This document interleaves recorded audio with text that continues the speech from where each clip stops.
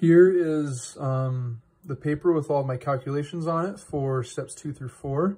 You can see here I have a picture showing the entrance of the wind tunnel and the exit of the wind tunnel.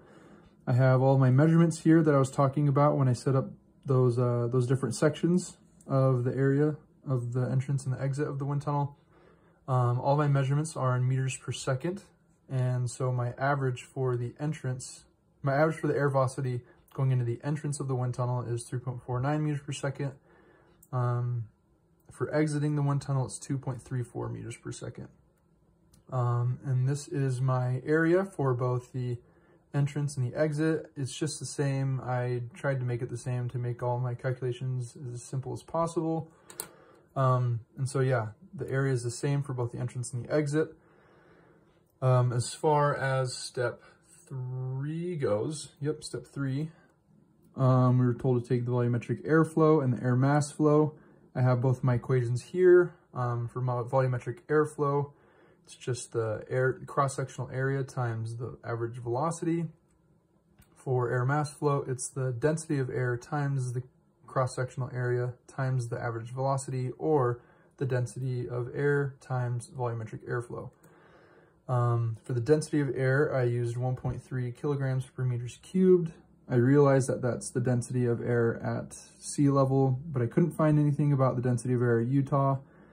So I just went with 1.3 and figured it would probably be pretty close. And so as far as the volumetric airflow goes, here is my equations for the entrance and the exit, and these are my results for the entrance and the exit. Same thing with my air mass flow, entrance and exit, results, entrance and exit. For step 4, we were told to calculate how much volume of mass was lost due to the wind tunnel not being airtight.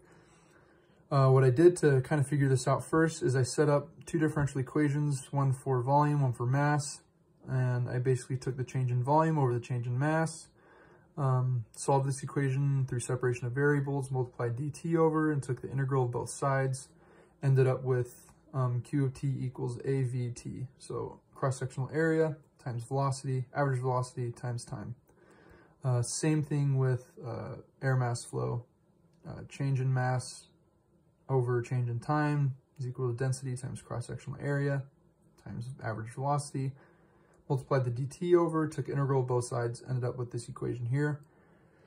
And so I was told we were doing this over the span of 1 second, and so that's what I did. I plugged in 1 second for my time, which I just ended up with the same exact answers that I had before.